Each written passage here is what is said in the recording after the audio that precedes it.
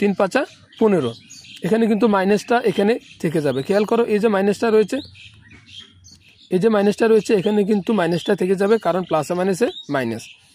এবং এখানে দেখো 6 দুগুণে 12 প্লাসে মাইনাসে মাইনাস থাকবে, এবং 13 একে 13 প্লাসে মাইনাসে মাইনাস থাকবে।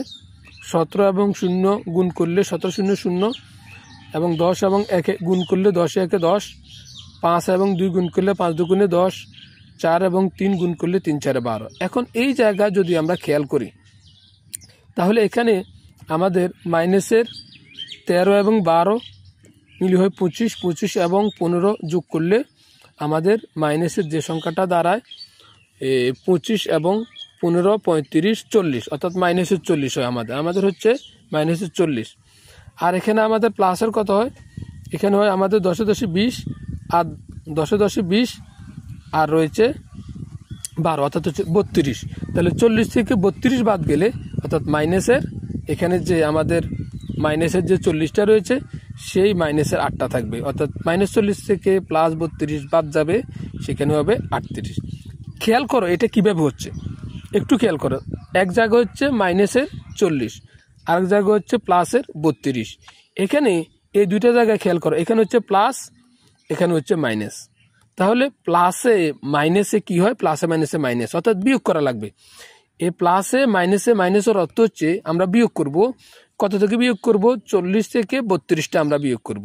তাহলে 40 থেকে যদি আমি 32টা বিয়োগ করি, তাহলে থাকবে আমার 8। বড় সংখ্যার আগে মাইনাস থাকার কারণে এখানেও মাইনাস আসবে।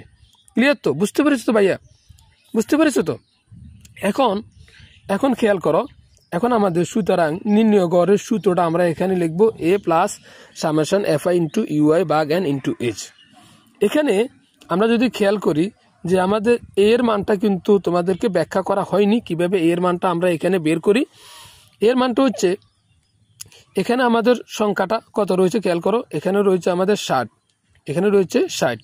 তো 60কে যদি আমরা 2 দ্বারা ভাগ করি, অর্থাৎ মাঝামাঝি অবস্থানে যদি আমরা আনতে চাই, তাহলে হবে 30।